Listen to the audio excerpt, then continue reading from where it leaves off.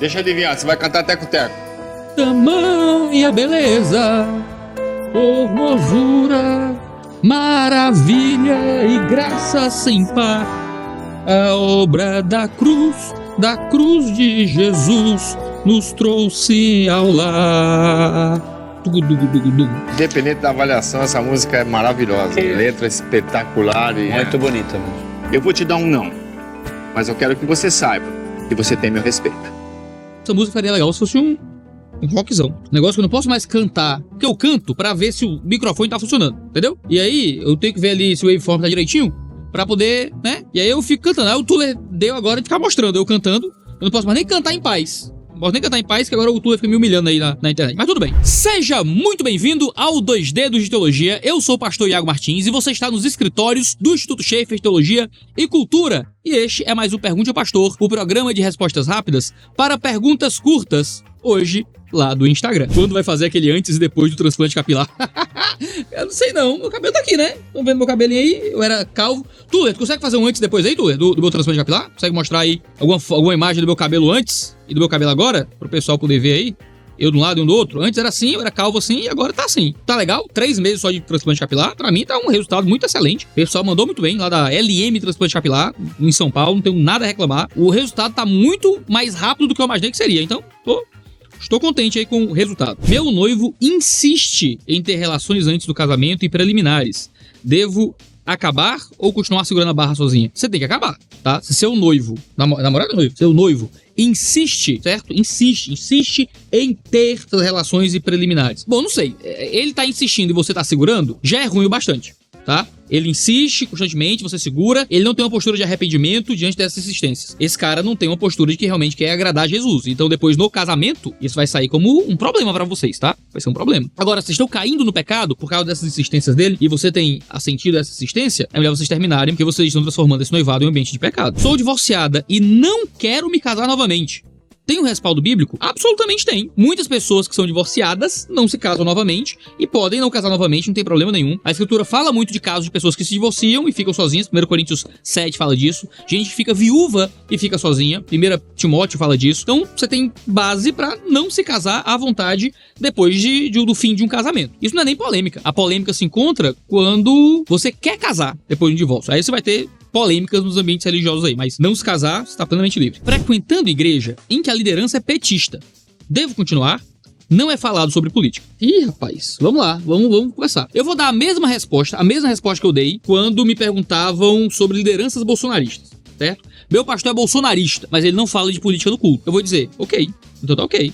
Ele é bolsonarista, é um cara meio devoto aí à ação Bolsonaro, mas ele não fica fazendo do culto e dos momentos de aconselhamento e de relacionamento pessoal dele com a igreja, um momento de expor as posições políticas dele. Show de bola. Eu não veria como um problema porque o cara não tá torcendo a função dele como pastor. Beleza. Agora o cara é petista. A mesma coisa? Acho que por um lado a mesma coisa. O cara não tá torcendo a função dele como pastor a partir do momento em que ele não fica usando o culto como ambiente para pregar as posições políticas dele. Eu só tomaria cuidado com uma coisa, tá? Que é a mesma coisa que eu tomaria cuidado em um pastor bolsonarista quando eu falava do tempo do bolsonarismo. Esse petismo se manifesta como? Ele acredita que o Lula é uma boa solução pros pobres? Tá bom, ok, eu discordo dele, eu discordaria plenamente dele, mas tudo bem. Ou ele quer que certas pautas avancem. Esse teu pastor é pró-aborto? Esse teu pastor é pró-causa LGBTQIA+? Esse teu pastor aprova os movimentos trans? Quais são as pautas do petismo que esse teu pastor aprova? Porque se são pautas econômicas, principalmente, aí eu acho que ele tá errado, mas é direito dele. Não tem problema nenhum nesse sentido como pastor de igreja. Mas você tem que tomar cuidado, porque do mesmo jeito no tempo do bolsonarismo, se o teu pastor é a favor de golpe de Estado, é a favor de tomada violenta do poder, é a favor de ditadura militar e coisas assim, aí você também tem um problema com o pastor mesmo que ele não use o púlpito pra pregar essas marmotas, tá? Eu ficaria, no mínimo ligado, no mínimo de olho, certo? Minha igreja não tem discipulado e sinto muita falta disso. O que fazer? Olha, eu acho muito improvável que a sua igreja não tenha discipulado. O waveform tá normal ali? Eu vivo olhando pro lado aqui pra ver se o negócio é normal, mas agora eu não sei. Deu um negócio ali. Parece normal. Acho que tá normal. Tá normal, Gabriel Tuller. Tá no áudio aí, né? Deve tá. Você pode...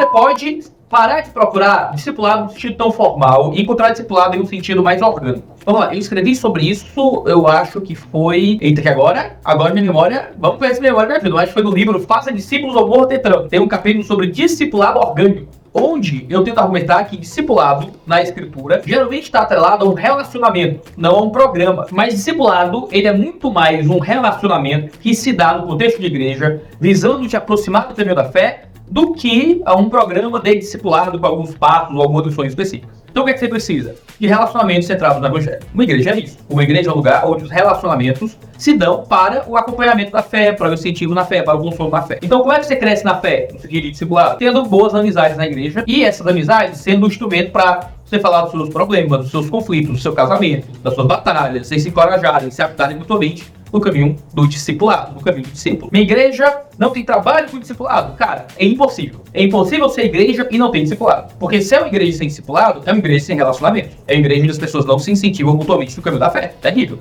Pode não ter um programa de discipulado, mas certamente tem discipulado. Talvez só não esteja menos. Iago, como faz pra te chamar pra pregar? Cara, não é difícil. Você manda um DM no Instagram, você pode mandar e-mail lá no contato@nojestologia.com.br. Sempre tem alguém que cuida disso pra mim. Mas eu ando viajando pouco, porque eu ando focado na igreja, focado na Batista Manaim, que é meu trabalho. Então eu faço algumas viagens, geralmente não pego comigo. Eu tenho algumas coisas que eu peço, tem algumas coisas que eu cobro. Eita, agora o Iago é o mercenário que cobra.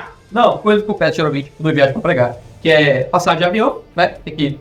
Você manda e-mail, se tiver uma agenda e tá falando passagem de avião. Eu pedindo isso sempre pra poder estar nos lugares. Uma hospedagem, que pode ser um hotel, ou até depender, com gente que eu conheço ali e tal. Durmo na casa de gente, ou até agora de uma viagem. Preguei na igreja presbiteriana de Limeira, pessoal da Purple. Eu dormi na casa do Julinho da Purple, né? Gente boa demais. Dormi lá no quarto do filho dele. E que boa, cara de amigo, sempre muito legal. O que mais eu peço? Peço translado dentro do local que eu tô. Então, é o avião para chegar lá, um lugar para dormir, os translados. Você me pega onde eu tô e me leva pra igreja, me leva de volta pra cá, tem hospedado, esse tipo de coisa. E a alimentação, né? Você me dá alguma coisa pra comer. Agora, esse negócio da alimentação, a parada tem me pegado, porque eu sou um ex-obeso, você sabe disso. E como ex-obeso, eu preciso comer direito. Geralmente, quando a gente viaja pra pregar, a gente come pizza, um monte de coisa doida. Então, quando eu tava lá nessa viagem agora em Limeira, por exemplo, eu consegui ir pra academia, junto com o Julinho da Purple. Gente, eu gravei uma entrevista com o Julinho na academia. Não sei se esse vídeo vai pro ar, porque eu tenho que editar e ver se vai praticar esse vídeo. Ficou engraçado pra caramba. Gente treinando perna e falando sobre Deus, sobre chamado pra música, mercado gospel e tal. Eu vou descobrir se esse vídeo vai prestar. Um momento de sair em algum lugar. E assim, comi muita pizza lá em Limeira. E aí, comendo pizza, eu não bato as minhas proteínas, né? E aí, como é que eu vou ficar grandão? Como é que eu vou ficar shapeado, sem proteína? Por isso que na viagem, lá, eu consegui um potinho de whey protein e umas creatinas que eu tomei lá no Julinho que ele me emprestou. Por isso que suplementação sempre ajuda quando você não consegue comer a quantidade cavalar de carne que você tem que comer todos os dias para conseguir manter o seu shape. Por isso, os produtos da Growth Suplementos sempre são muito bem-vindos. Seja o seu whey protein sabor leite em pó, que eu recebi hoje. Também tem o whey sabor chocolate. A maior quantidade de sabores de whey que você encontra é na Growth Suplementos. Peguei pra minha esposa um hidrolisado, porque ela tem intolerância à lactose. Eu sei que geralmente tem outros wheys bem baratinhos para aqueles que intoleram lactose, whey de arroz, tem na Growth também. Mas esse aqui é a melhor absorção, mais indicado. Mas pra também não tem lactose, é um negócio, essas macumbas aí, não sei como é que é, essas mágicas que o pessoal faz. Fora creatina monoidratada, Creapure, meu Haze Hardcore Prep Workout pra ficar doidão na hora do treino. Fora barrinha de proteína da Growth, e muito gostosinha, ó. Eu como muito isso em viagem. Em viagem eu levo,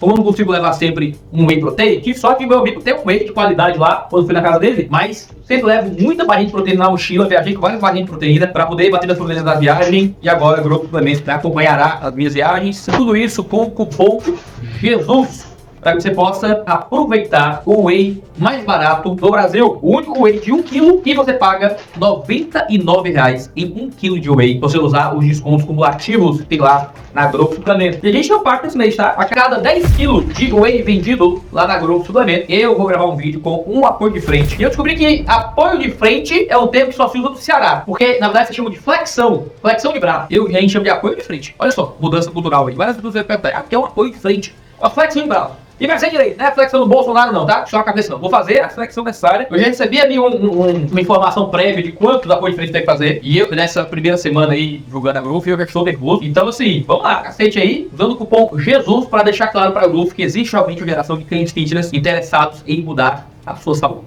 Vai no link na descrição, usa o cupom Jesus, vem fazer parte desse time que cuida do corpo que Deus nos deu. Meu TCC da faculdade vai ser sobre laicidade e liberdade religiosa. Recomenda algum livro? recomendo. Primeiro, leia tudo que você puder do pessoal do IBDR, Instituto Brasileiro de Direito e Religião. Eles têm um livro sobre Estado laico, o se chama Laicidade Colaborativa Brasileira. Eu acho que esse é o nome do livro, publicado aqui no Brasil pela Vida Nova, tenho quase certeza. Acabou de sair um livro pela Thomas Nelson, acho que do Michael Bird, também sobre liberdade religiosa, também pode ser útil. Esse eu só dei uma olhadinha, mas não li ainda. E eu acho que esse já tem 2 materiais muito bons pra começar. O pessoal do BDR tem um trabalho muito maravilhoso sobre liberdade religiosa, que vale muito a pena. Sobre laicidade e liberdade ali, baseado no pessoal do BDR, é fenomenal.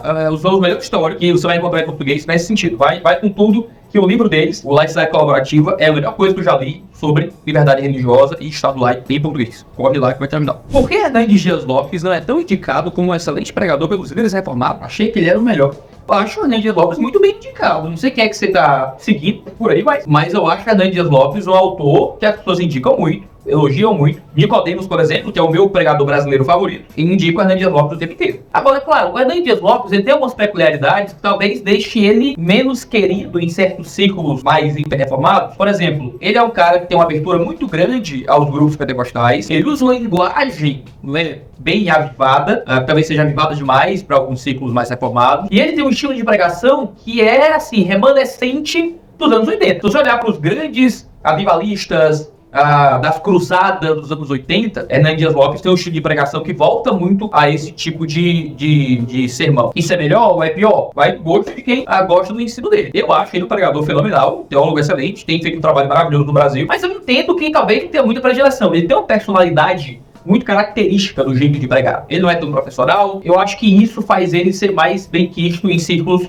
mais pentecostais, por exemplo. Eu acho que o Hernandes é o reformado do Brasil que mais prega em igrejas pentecostais, por exemplo. E isso pode fazer com que alguém tenha antipatia com ele. Bom, eu não sou desses. Eu acho que o Hernandes é uma bênção pro Brasil, gosto muito dele. Começa a ser pentecostal, não é parecido. E eu prefiro pregações um pouco mais professorais, digamos assim. Eu gosto muito desse tipo também de homilética, mais do discurso de cruzada, sabe? O Hernandes me lembra muito os pregadores de cruzada evangelística. Me lembra muito o Billy Graham. Mas aí vai do cada um. Eu acho que ele é muito bem indicado, sim. E, bom, se ele não for, eu estou aqui pra indicar qualquer coisa. Você e sua esposa são apaixonados na mesma intensidade que era o namoro? Claro que não, somos mais. E eu, absolutamente, tô morto de apaixonado pela minha mulher. Agora, qual o problema? Muitos de nós não conseguimos entender o que é paixão, o que é amor. A gente ainda quer um tipo de amor imaturo perdurando na maturidade. Então, existe uma imaturidade que a gente confunde com paixão. Que às vezes é aquela sensação do desconhecido, aquela sensação do que é novo, aquelas primeiras experiências, aquele nervosismo ao encontrar, e a gente acha que isso é uma paixão que morreu no meu casamento. A gente não é mais tão apaixonado. Não, gente, só não sou mais dois desconhecidos. Agora, amar uma pessoa que você conhece profundamente é completamente diferente. Ser apaixonado por uma pessoa que você conhece profundamente é uma coisa muito maravilhosa. Eu não fico mais nervoso pra ver minha mulher, porque eu já sou plenamente aceito. Então, por que eu vou ter borboleta no estômago pra encontrar minha esposa, se eu não tenho nenhum medo acerca dela? Eu já sou plenamente conhecido por ela e plenamente aceito por ela. Ela conhece meus erros e meus defeitos e ela me quer, me deseja, quer ser minha esposa, conhecendo quem eu sou, tem idade. Então, não tem mais nervosismo, sabe?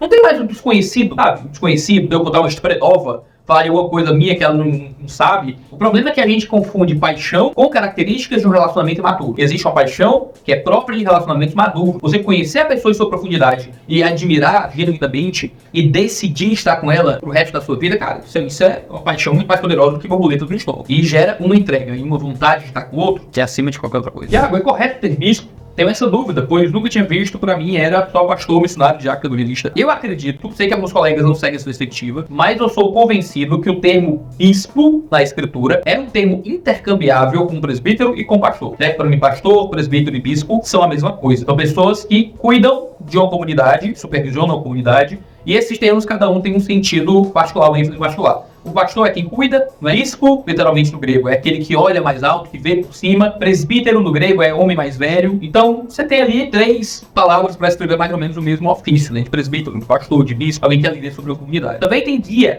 né? Quando você vê em Hebreus, ele usa a expressão guia para falar das lideranças da igreja, dos presbíteros da igreja. Um substantivo, tá? Guia. A gente podia falar do cargo de guia. É o pastor, é o presbítero, é o bispo, é o guia. Então temos para escrever basicamente a mesma coisa. Como sair da leitura bíblica anual e ir para um devocional mais profundo? Seja bem, tem 2 caminhos. Tiago, eu faço minha leitura bíblica anual, mas eu quero fazer uma leitura bíblica diferente. O que é que eu faço? Você pode ir para 2 caminhos. Ou onde aumentar a quantidade ou de diminuir a quantidade. Você pode dizer, cara, eu leio a Bíblia inteira todo ano e eu queria uma coisa diferente. Leia a Bíblia inteira 2 vezes por ano, 3 vezes por ano. No meu plano de leitura hoje, eu leio o Antigo Testamento 1 vez por ano e o Novo Testamento 3 vezes por ano. Todo ano eu leio o Novo Testamento 3 vezes e o Antigo Testamento 1 vez. Eu acho que eu aprendi isso do John MacArthur em algum momento da minha vida, mas não sei se foi ele mesmo que falou. No seminário eu vi isso e achei fascinante. você lê mais o Novo Testamento do que o Antigo durante a leitura anual. Eu acho que é muito útil. Eu tenho colegas que leem a Bíblia inteira 2 ou 3 vezes por ano. O plano de leitura deles não é anual, é semestral, por exemplo. Então vale muito a pena você ler mais. Ou ler menos. Tenho colegas que leem a Bíblia inteira uma vez a cada 3 anos. Ixi,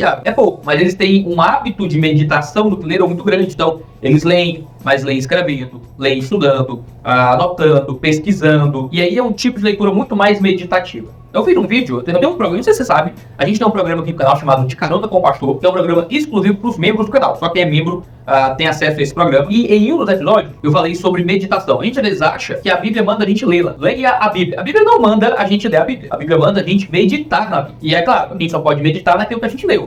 Mas esse processo de meditação, né, de pensar, de aplicar, de guardar no coração aquilo que a gente leu, é o que vai realmente fazer com que a leitura seja transformadora para a gente. Se a gente não estiver meditando no que leu, a leitura tem menos eficácia. Suicidas vão para o céu? Eu vi uma notícia, baseada nessa pergunta, que eu vou procurar aqui ver se eu acho. Se tu achar a notícia aí para colocar depois, coloca aí, por favor. Mas eu vi uma notícia de uma cristã que estava fazendo, tinha acho que era um programa de cuidado de saúde mental na igreja, alguma coisa desse tipo. E esse programa nasceu em um momento em que, acho que foi o irmão dela que se suicidou, alguma coisa assim, e ela ouvia das pessoas que mandaram a gente pro inferno. E eu acho que isso é muito triste. É um tipo de aproximação muito, muito horrível que tem com as pessoas quando você fica encontrando pessoas em sofrimento e tentando discutir o estado eterno de alguém que você acredita que não foi pro céu. Porque é cruel, é pouco humano, sabe? É ridículo. Claro, há pessoas que vão pro inferno, isso é mais pura verdade. Mas não é você que é o juiz disso, não é você que tem que ser o comunicador disso no momento do luto das pessoas. Agora, dito isso, deixa eu dizer o seguinte: suicídio é um pecado, o assassinato é um pecado, tirar a própria vida é um pecado. Cristãos, em momentos absurdos de dor, de sofrimento, de descontrole mental,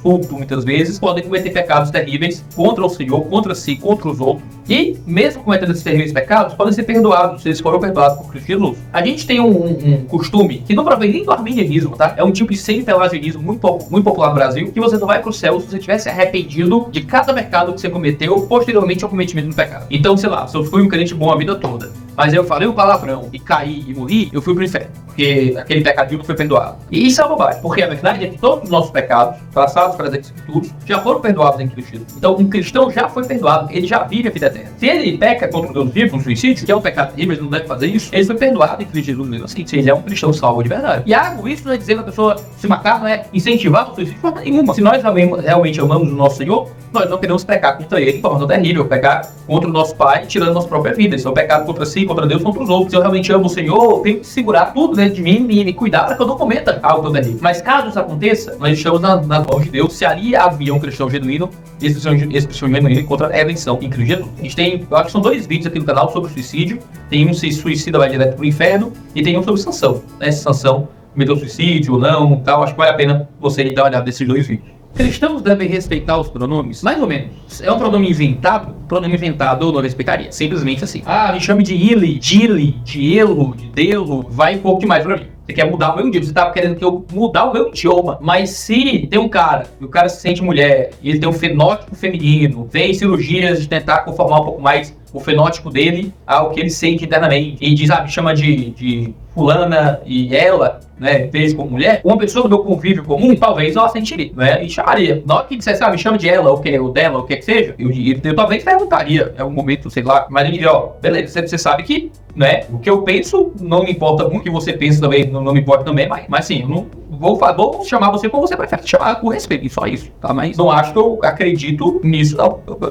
teria esse tipo de aproximação, que ia ser terrível, provavelmente, mas agora, o que eu acho absurdo é isso ser imposto ou ser criminalizado como se fosse um tipo de transfobia, se recusar isso. Eu provavelmente chamaria. Eu tenho um amigo ou um colega que mudou de sexo e quer ser chamado por um pronome diferente, provavelmente eu chamaria. Agora, o Estado fazer uma lei e dizer é crime, é transfobia, se você não assentir, eu acho loucura. Alguém pode dizer, quando eu não chamo não. Pra mim, nasceu mulher, eu vou chamar de ela, nasceu, eu vou chamar de homem, e acabou, tudo bem. Uma decisão que você toma, eu acho impossível também. Porque eu acho que uma pessoa trans, LGBT, ou o que é que seja, tem que lidar, ou ele aceita ser chamado com um pronome que ele não gosta, ou ele vive naquele relacionamento, tá naquele ambiente, e ele é o direito da pessoa fazer isso, e pronto. Assim que uma sociedade com adultos se relaciona. Agora, o Estado vir trazer uma lei, alguma coisa assim, pra criminalizar, ou tratar como fóbico, né, quem pensa diferente, eu acho isso uma bobagem. É um tipo de imposição contra a liberdade, né, civil absoluta. Pastor, você é contra a contextualização da ceia? Colocar biju e açaí no tribo indígena, por exemplo? Isso não. É possível que haja contextualização da ceia, por mais que pão e vinho sejam preferíveis, sejam os alimentos ordinários, comuns da ceia, que volta à prática judaica da Páscoa. Eu acredito que em ambientes onde você não tem acesso a esses recursos, você não fica sem ceia. Você usa elementos que tentem trazer o mesmo sentido, né? Uma coisa que vai ser mastigada, um pão, e uma coisa que vai ser bebida que de alguma forma rememore o sangue. Então eu procuraria, provavelmente, algum líquido avermelhado naquele ambiente e alguma coisa macenta, né, que eu mastigo para engolir, que no caso é o pão. Se houvesse possibilidade, com o tempo, de usar um outro recurso, usaria. Mas eu acho que esse tipo de contextualização em ambientes extraordinários não é errado. Eu sei que na China comunista, tem um livro muito antigo que eu li chamado O Homem do Céu, que era um relato sobre cristãos que se convertiam na China comunista. Eu li esse livro faz muitos anos, eu não lembro os detalhes do livro, pode ter alguma procura lá, não sei, não lembro. Mas eu lembro que quando eu li no passado, eu gostei muito, me marcou muito. E eu lembro que cristãos que se convertiam na cadeia para serem mortos no outro dia, eles eram batizados por aspersão, com a água que eles iam beber, e eles ceiavam com leite e biscoito. E eu morri. Eu vou dizer que tá errado? Não. Mas eu vou fazer isso na minha igreja? Não, porque a gente tem pão, tem vinho, tem água bastante para mergulhar o pessoal. Agora, em contextos extraordinários, eu trataria aquilo como um batismo e eu seria absolutamente válido. Hoje em dia, alguém poderia ser castigado com a morte como Ananias e Safira? Sim, tá? Ananias e Safira aconteceu no Novo Testamento. Lembra disso? Não foi no Antigo Testamento, tá lá. Paulo fala em 1 Coríntios 11 de cristãos que viviam sem arrependimento. E por que viviam sem arrependimento? Deus faria com que muitos morressem e adoentassem. Se você olhar para Apocalipse 2, há uma profetisa chamada Jezabel que leva irmãos ao pecado ali, pecados de sensualidade e de participar das festividades aos ídolos. E Cristo fala àquela igreja que iria adoecer os filhos dela, prostrá-la numa cama, matar os filhos por causa do pecado que estava sendo cometido ali. Ali, no caso, os filhos eram quem seguiam a profecia dela, né, dos filhos literais, né? Então, assim, a gente tem vários lugares na Escritura que mostram que Deus traz punição, sofrimento, morte até, ainda sobre pessoas que vivem vida sem arrependimento. Hebreus vai dizer que Deus nos disciplina, e isso está atrelado muitas vezes a sofrimento também. Então, sim, Deus pode trazer desgraças como forma de disciplinar e punir aqueles que estão vivendo longe dele. Pastor, o senhor já fez alguma música? Vocês já viram que eu não canto muito bem, né? Já fiz algumas músicas, eu gosto de compor, mas eu não sei tocar. Eu tenho aquela música de Natal, Deus Nasceu. Potente engatinhou, a sabedoria aprendeu, o fundamento tropeçou, banharam o Redentor, criaram o Criador, Deus nasceu. E eu também tenho 3 raps, 2 a sério e um de zoeira. Os 2 a sério foi o que eu gravei com o Kamikan, estão aqui no canal, é o Mortis. Escondido em Cristo está aquele que se arrepender. O mal pode até tentar, não mata quem escolheu morrer. E o voto. Prego na rima e traço o laço do passarinheiro. Olho pra cima e torço o braço desses trapaceiros. Meu pedaço é mina, o desses cara é bueiro. Pois quem se contamina, tu conhece pelo cheiro. Os 2 estão aqui no canal, estão no Spotify. E, dito isso, eu também tenho um rap de zoeira. Foi a primeira coisa musical que eu coloquei na internet, que é o rap da treta gospel que eu gravei quando eu fiz 1.000 inscritos aqui no canal. Eu fiz um resumo da treta na internet. Eu tenho outras músicas que eu já compus, mas nunca apareceram na internet, pelo que tive possibilidade. Tem versões que eu já fiz. Eu fiz uma versão de Jesus das Cicatrizes, que é uma música do Robert Schlitt, que eu fiz uma tradução, uma versão em português, que foi musicalizada pelo Diego Venâncio. Essa música é muito boa. O destino é calabouço, preso está ao nosso lado. Fiz uma versão de uma música de hinos antigos, né? Diante do trono de Deus no céu. Diante do trono de Deus nos céus, tem o perfeito intercessão. Você vai encontrar essa versão aí também. E tem outras versões em português dessa mesma música. Mas tenho vontade de compor mais. Mas aí minhas aulas de violão não foram muito pra frente. Mas tenho vontade. Geralmente outros colegas colocam as melodias das letras que eu faço. E fica mais legal. Não estou conseguindo servir em minha igreja. Perdi minha esposa tem 3 meses. Só consigo ouvir. Cara, pelo amor de Deus. Se você tá conseguindo ouvir, já é muito. Você tá conseguindo ir pra igreja e ouvir o sermão, ouvir a pregação, cara, já é demais. É demais. Você tá sabe, vivendo vida de igreja. Você tem que entender que existem fases diferentes na vida. E essas fases diferentes na vida são fases que você precisa respeitar em si mesmo também. Então, assim, você tá vivendo um luto terrível. Você perdeu a sua esposa, você perdeu parte de quem você é, você perdeu a sua identidade, você perdeu parte da sua integralidade. Eu não consigo mais dar a dor terrível que deve ser, perdeu a esposa. Você tá indo pra igreja, ouvir os sermões? Amém, bem. Amém. E Deus usa isso como instrumento para sarar o seu coração, para te dar força, te dar meios de aceitar aquilo que Deus preparou para você. E que no meio dessa dor e desse sofrimento, Ele lhe console e lhe ajude. Eu sinto muito que Deus possa ajudá-lo e dar força. Mas não se cobre mais daquilo que você pode oferecer agora. No tempo dele, Deus levanta novamente para que você tenha força para estar novamente servindo na igreja. Afastada da igreja, grávida do namorado não cristão, e estamos orando juntos. Como me consertar com o Senhor? Vamos lá. Primeiro, antes de tudo, se consertar com Deus está atrelado a ter realmente um sentimento, uma vontade de se aproximar do Senhor e ser transformado por Ele. Então, você se arrepende dos pecados que você tem cometido, não só dos pecados particulares, mas também de ter escolhido o caminho do pecado como o caminho da sua vida. Você crê que Cristo Jesus pode ser o instrumento necessário e suficiente para transformar e mudar você, para que você possa encontrar o Senhor Jesus como Salvador e Senhor da sua vida de fato? Arrependimento e fé. Tudo começa com isso, arrependimento e fé. Isso posto, procurar ajuda, entregar a tua vida ao Senhor. Senhor, eu quero viver para ti, quero entregar minha vida para ti, quero abrir mão de tudo para ti. Isso feito, procurar ajuda, procurar uma igreja, ir lá e contar a sua vida, contar o que você passou, os seus pecados, a tua vontade de ser acompanhada, de ser discipulado, de ser trazida para perto do Senhor. E aí você vai ter uma igreja que vai ser instrumento do Senhor para te ajudar no processo de se consertar com Ele e de crescer dele. Nisso, encontrar os pecados que você tem vivido e abandonar esses pecados. Você tem um filho com um cara com quem você já mora. Cara, isso é uma família, tem pra onde correr, é oficializar isso, deixar isso arrumadinho, casado, cartório, o que é que seja, para que seja uma casa. Vamos lá, seu casamento. Você não mora já com o cara, você tem um filho, tá esperando o filho do cara. Então, sim, vou dizer o quê? Esse cara é descrente, então largue ele. Pô, é o pai do teu filho que você já mora junto. E entender que algo bom saiu daí, o filho é uma bênção. O filho é uma coisa boa, é uma bênção. Proveito do Senhor. Mas é uma bênção que está nascendo de pecado. Seu filho não vai ser contaminado pelo seu pecado, seu filho não vai ser punido pelo seu pecado, o que é que seja, mas é encontrar em Cristo Jesus a redenção dos seus pecados, ficar com aquilo que é bom, que veio das coisas da sua vida, até as coisas pecaminosas às vezes geram coisas boas. Essa é a graça e o tamanho da misericórdia divina. Receber o seu filho como uma coisa boa, presente de Deus, mas se arrepender do pecado, né? Que gerou essa nova circunstância de vida que você está vivendo. E aí, encontrar crescimento em Cristo Jesus todo dia. Lutar contra o passado, lutar contra o erro, lutar contra os efeitos da maldição, para que você possa entregar toda a sua vida para Cristo Jesus. Não é complicado, mas certamente é difícil. Mas que é difícil, é impossível. É uma coisa que pode ser gerada em nós, também é poder da graça de Deus. Tá bom? Esse é o Pega de Baixo de hoje. Não deixe de se inscrever no canal e assinar as notificações para ficar sabendo sempre que houver vídeo novo. Não deixe de aproveitar o cupom da Growth, mostrando que Jesus se importa com a sua saúde. Você usa o cupom Jesus para poder dizer no pessoal da Growth que existe sim uma geração de Print Fitness nesse Brasil. Um cheiro do seu cangote e até a próxima.